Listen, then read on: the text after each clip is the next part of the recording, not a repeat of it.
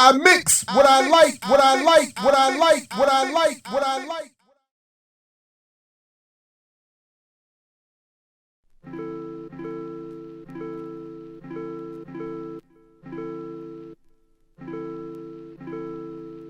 Well, good evening, everybody. Thank you all for coming. Again, my name is Jared Ball. By profession or by trade, I'm an assistant professor of communication studies at Morgan State University in Baltimore. I am involved in some independent media work with WPFW and a pet project that really emanates out of what we're going to talk about today called Free Mix Radio, which is the use of the mixtape as underground emancipatory journalism. And I get to do work at times with cool folks like Head Rock over here, and who has been involved with me in variations of this project or this presentation for a number of years. So what I'm just going to do, I prefer having discussion anyway. I just want to outline a few things, go over what's in your hand, and then we can have a discussion that can really just pick up where we just left off, which I think is probably a better way of doing it.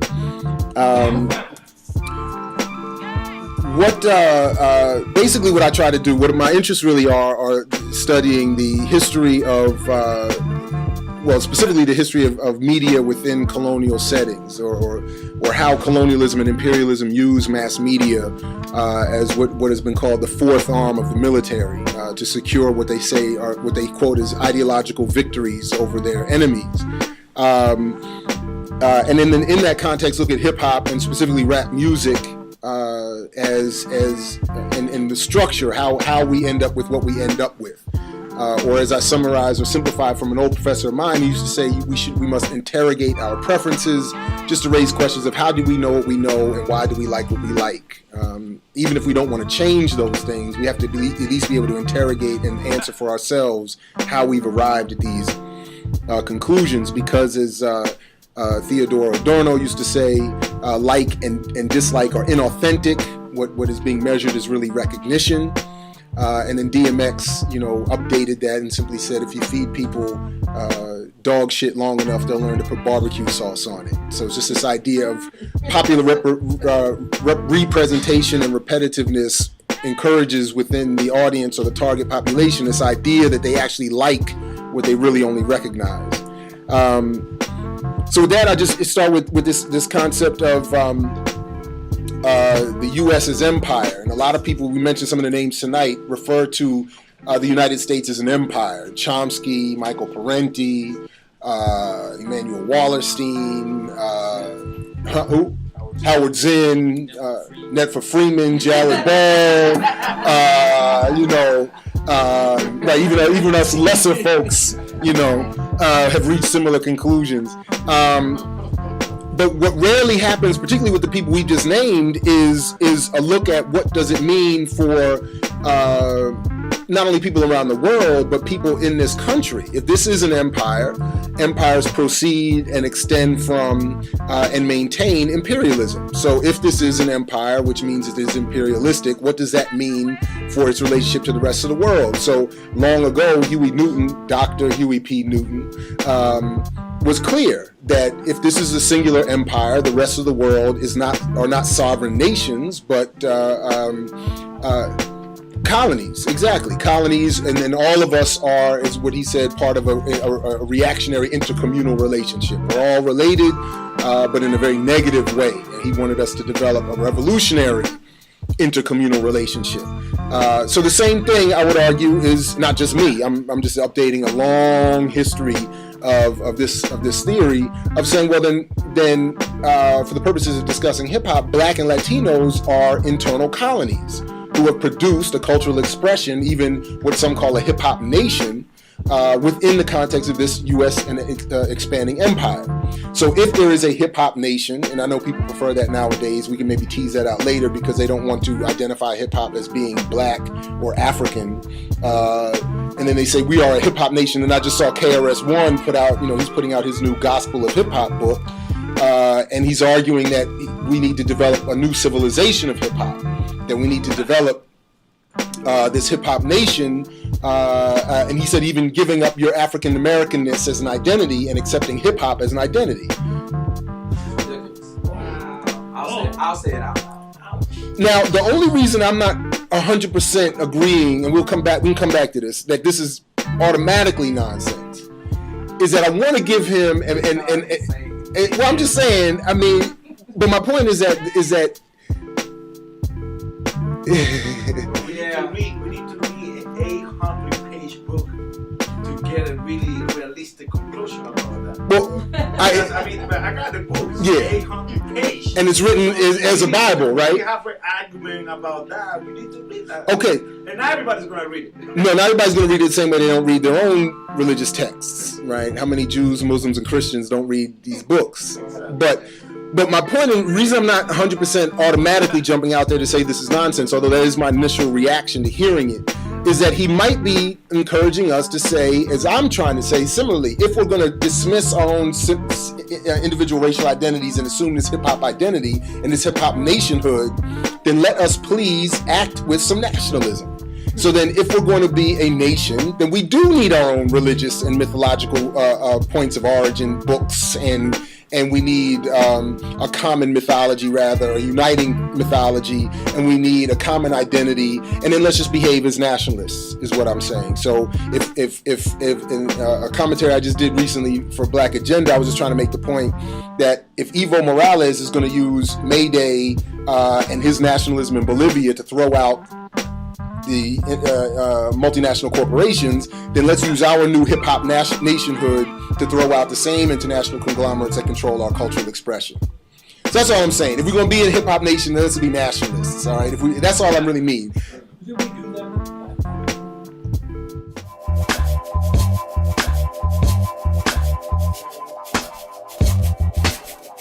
Right, so the Fred Hampton version was, the original Rainbow Coalition was Black Panthers, Young Lords, Brown Berets, the White Patriots. You know, you had, imagine white folks in Appalachia with their fists up, holding black, Free Huey pictures and standing next to, with berets and stuff. So that's what I'm saying, right? So my point is, let's, if so you all have your hope for Obama, I have my hope for KRS, right? That's my myth, right? I'm gonna throw some faith behind KRS the way people throw it behind Obama and say, let's hope that this is where he's trying to get us to go. And I've adapted Albert Memmi's Colonial Pyramid of Petty Tyrants, which is the first page here, just to make the point that we have a similar arrangement in the United States, which can be described. Some prefer they prefer calling it a social pyramid, so they don't actually have to identify colonialism as the issue, but it basically results in the same thing. On the base of it is the empire's origins, theft of the fourth world, as Ward Churchill and others call it, from the indigenous population, and the enslavement of black people was then and is now the basis of this country's economy. The land that produced the national wealth for this country still produces it. A lot of the native people's lands still produce a lot of wealth and raw mineral resources, etc. And then, as you see on the second rung here, the imprisonment, or as Michelle Alexander calls it, the new Jim Crow of mass incarceration for primarily black and brown people, is an extension of a still very legal system of slavery. The 13th Amendment is very clear, right? And there we go. So we all know, right? You just need to be convicted of a crime first. On top of that is the majority working class, which is sometimes called a middle class, which is very confusing because it's technically a class that encompasses people who make anywhere from $30,000 to $200,000 a year, despite the fact that less than 5% of individuals in this country make more than $100,000 a year, and yet all of us are supposed to be in the same group. And I can't help but mention again that Obama never talks about poverty or working class. He always calls it the middle class, which is code word for we only help those who we see as being deserving of it. Poor people are poor because of their own failures, and therefore we don't need to help them. And then at the top of this is what Chomsky mentioned earlier. He's referred to it as a virtual parliament, or people who control governments by the second even, or even by the millisecond through their purchase and sale of stock, which is an international global event that it does occur every second, every half second even. There are people buying stock, determining the value of national currency all around the world, and so on and so forth. And they're the ones who basically determine whether or not a country is doing what they want you to do. And if you're not, they disinvest, or divest rather, and your country and your currency falls to pot. And in this country, the top of the pyramid, it has 13,600 families, or 10%, the top 10% of the top 10%, who have just about all the national wealth. And then, as has been said a number of occasions, black people in this country have the same percentage of the nation's wealth that we had in 1865, which is less than 1%. There's been not one penny of increase in that since so-called freedom. Okay. Within that, I just basically argue that this colony is in many ways managed through the manipulation of popular consciousness through mass media. Media are not, as they are often described, the technologies of radio, television, and film. Media are themselves ideology. Television, radio, film, etc., the internet, and so on are really just organized technologies that disseminate media, which is they carry the content of an ideology. In this case, I've just basically argued that ideology is described in this top bubble here, where the society is a capitalist society. It operates, as Marx said, we turn everything into a commodity, whether it's water or air, anything must get, or in this case, cultural expression, people losing their homes. Exactly. And Carl Icahn, I think is how you pronounce his name, just made a whole bunch of money doing this. And he's been written about for the last 30 years as a predator. And I'm going to come back to that in a moment. Like he's written up in Predator's Ball as a corporate predator. And yet he made his money specifically on betting that people would not be able to pay their loans. He's just made another 10, at least million, maybe billion. I don't even know. Is it billion? Probably is billion. Like 10 million in is not worth even recording, right? You know. So you're right about that. Everything must be turned into a commodity. Greg Tate more recently said that African people were the original commodity fetish of this country. The trade of African bodies, and then later the trade and sale of African cultural expression has been this country's foundational original sin, or the original commodity fetish, as he calls it. And I just want to read something that just a quick paragraph to give some it's something I'm actually working on for something else, but gives you the sort of a broader historical lens of this, because part of arguing that this country is an empire and contains colonies is connecting it to a legacy of imperialism. It didn't just start, obviously, with the advent of this country. So I mentioned this term of predator, which I've taken from Roy Churchill and others, and John Trudell, indigenous scholars who talk about predation. And it says here, excuse me, this predation, or the act of predator, which has always included a theft or distortion of cultural expression as part of a project of colonial domination, is truly as old as Chancellor Williams asserts. This one satisfactory point of departure could be said to be the archetypal soul theft, that of the soul of the world, where African metaphysical astrology was reduced to Western religion. Such a theft of soul forced even Sigmund Freud to finally overcome his fear and publish conclusions he had long before reached, that the man Moses, the liberator and lawgiver of the Jewish people, was not a Jew, but an Egyptian. He was an Egyptian whom a people needed to make a Jew. Even earlier, Gerald Massey had determined that this soul theft had culminated in a Christianity he concluded to be, quote, the work of virtual forgers who obtained possession of sacerdotal authority upon pretenses entirely false.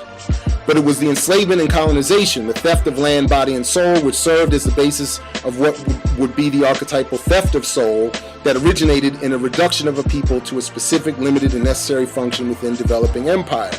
So, as Volney lamented in the 19th century, a race of men now rejected from society for their sable skin and frizzled hair, founded on the study of the laws of nature, those civil and religious systems which still govern the universe. And my point in all of that is to say that if we're talking about the theft of the cultural expression of black people in 2010, which we are, we need to connect it to a historical cycle of cultural theft of the people you mean to rule.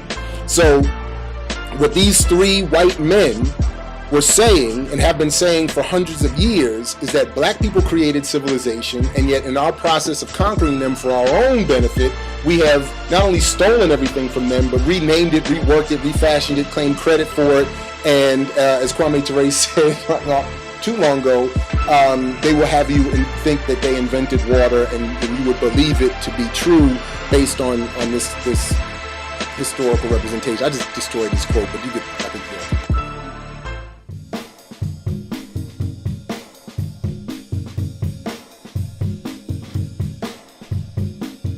So if they would steal the very soul of the world, as Volney called it, obviously, messing with rap music a little bit is not going to be an issue for them. And in fact, as I'm arguing, is necessary. So Charles Downing or John Downing and Charles Husband wrote in terms of media that the representation of blackness has to be maintained in the negative way that it is, because racism in this country is this country's original sin, this country's conceptual original sin, rather. And what they didn't just mean that white people have to do this to black people simply because of race, but because we live in a society that measures our own worth not on its own, but against other people's condition. So it's the same thing, whether you go to the VIP at the club, we're on the same room and they just put a rope up on one side and then they say you're in the VIP and you feel better because you can look at people on the other side and be like, it's a really nice rope. It's a really nice rope. And because they said you're a VIP now. So then you look at the other people right over there and you're like, I'm better than you. And if they take the rope away, which actually happened on my wife's birthday, we went to this little spot and they put the little rope up, and then and we were sitting there in somebody else's seat, so they put the little rope up around us and there were no seats, and we were sitting there like, everybody had to stand around and look at us, and then we were like, yeah, we drinking and shit, and then they came over and they said, okay, the people who are really supposed to be here are here, so we had to get up, and then in 2 seconds we were just right on the other side of the rope, and we looking right at the people sitting in those seats, like there, so it's perfect. And that's why I think, when you get on a plane, you have to walk through first class first, right? Because they want to make you look at them and you have to have that look so that they can feel like, and they're looking at you like, yeah, that's why I paid $10,000 for this seat, so I can be all comfortable, or and then you look at them and you like, damn, they make you march through there and look at them and, because it's, exactly, because it's not enough. You can't just say I'm on a plane. You have to say I'm better than somebody else, and then, so that's why, James Baldwin said, when a white man calls me nigger, I don't get mad. I just ask him why you need me to be one. And that's the point. Because, why do you need me to be a nigger? Because if I'm not a nigger, that means you're not who you think you are. And that's really the ultimate point here. So they have to constantly recreate this popular image of black people as deserving the inferior positions that we hold, which, by the way, would include some of the economic statistics I just mentioned, that were mentioned earlier in terms of this $200 billion in lost potential wealth, in terms of what the Economic Policy Institute has said even before this most recent economic crisis. The recession for black people in this country is permanent, they say. It's a permanent recession. So even when things are going well, so to speak, black people and Latinos and others are not doing well at all. And even poor white folks, they're not benefiting either. Then just lastly, Marimba Ani and Amos Wilson, Fanon, and many others argued that the destruction of an African consciousness among black people is essential to maintain them in this kind of gross inequality. It can't happen with black people knowing who they are, having a sense of an international connection or Pan-African connection to other people, and so on and so forth. You have to destroy and break those links over and over and over again permanently. So that said, if you just look at the rest of the model here, just as an example of how this stuff would actually work, just very quickly, and under cultural industry here, the big three should read, especially now, this is a little old, Sony, UMG or Universal Music Group, and Warner Music Group. I mix what I like, what I like, what I like, what I like, what I like.